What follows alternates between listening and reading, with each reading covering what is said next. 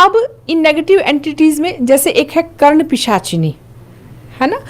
अब कर्ण पिशाचिनी को बुलाया जा सकता है, इसके नाम से ही हम देख रहे हैं कि ये पिशाच है ना। यानी ये कोई देवी नहीं है, ये कोई पॉजिटिव सकारात्मक एनर्जी नहीं है, ये तामसिक एनर्जी है ना, ये राक्षसी है।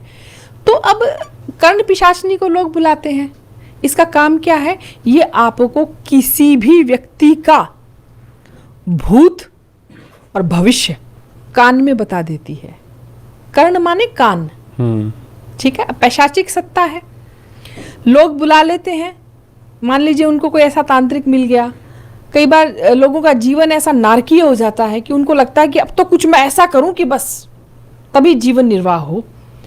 परेशान आदमी कई बार उसको कोशिश करता है इन ऐसे अटेम्प्ट्स करने की, और मान लीजिए ये आ गई, तो ये इसकी कुछ शर्तें हैं। अब पिशाच आपके पास आ गया और वो अपनी शर्तों के बल पे काम करेगा। बुला तो लिया आपने मंत्रों के द्वारा, तो आप देखिए कितना अंत में वो क्या क्या लेगा आपसे। लेकिन हाँ, इसमें ये पावर है कि वो किसी का भी भूत भविष्य वर्तमान बता सकती है, ठीक है। अब ऐसे ही एक है मातंगी, कर्ण मातंगी। अब ये देवी है, कर्ण मातंगी एक देवी का नाम है। अब आप इसकी साधना कर रहे हैं और ये आ गई, तो ये आपको सपने में सब कुछ बताती है।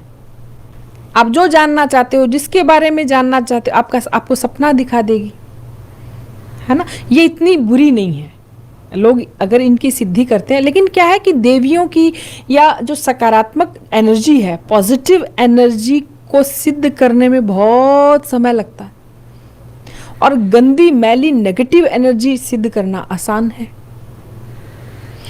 इन्हीं में ही एक क्रम है वाराही भी सब कुछ बता देती है। तो मैंने देखिएगा, क्योंकि मैं ज्योतिष के फील्ड से भी हूँ, मैं जानती हूँ कि कुछ लोग हैं जिन्होंने ये चमत्कार के रूप में कि हम सब कुछ बता दें आने वाले का, है वो ज्योतिषी, लेकिन किसी एक दो लोग हैं जिनके पास कर्ण पिशाचिनी है। अब मैंने कर्ण पिशाचिनी सिद्ध करनी चाही, क्योंकि मैं जानना चाहती थी कि आती भी है कि नहीं आती। ऐसा झूठ बोलते हैं, क्योंकि मैंने एक्सपेरिमेंट किए, बहुत रिसर्च करी तंत्र के क्षेत्र में, है ना। लेकिन वो नहीं आई या वो आके चली गई, उसका एक मेरे जीवन में एक बहुत बड़ा वो एक अलग कारण रहा।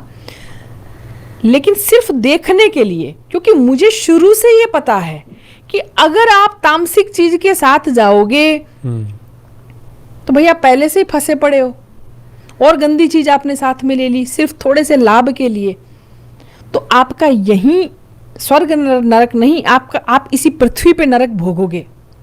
और ना केवल आपकी आगे आने वाली सारी पीढ़ियां आपने बर्बाद कर दी, थोड़े से लाभ के लिए, थोड़े से यश प्राप्ति के लिए।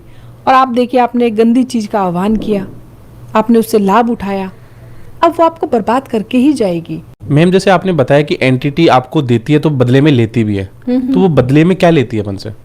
देखिए, पहले तो डिपेंड करता है कि आपने किस तरह की पराशक्ति का आह्वान किया है, किसको बुलाया है आपने गंदी चीजें, पिशाच, राक्षसी, ये सब बुलाई हैं, तामसिक ऊर्जा को अगर बुला लिया है तो वो आपसे, क्योंकि ये बड़ी चालाक होती हैं, शुरुआत में तो ये वचनबद्ध होके आपके काम कर देंगी, बाद में ये ऐसे ऐसे षड्यंत्र बनाएंगी आपके खिलाफ कि आप ही फंसने लगोगे। और ये जितनी भी गंदी चीजें हैं, इनकी सबसे पहली शर्त यही होती है कि ये आपके साथ में डेली संभोग करती हैं, चाहे आप मेल हो चाहे फीमेल हो। आप गृहस्थ हैं, आपकी पत्नी है या आपका पति है, उसको कभी भी आपके पास ही नहीं फटकने देगी ये, फिर यही सब कुछ है आपका।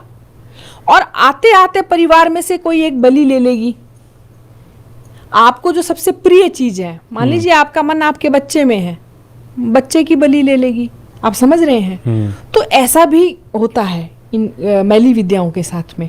तो उन पे डिपेंड है, वो आपसे कुछ भी मांग सकती हैं।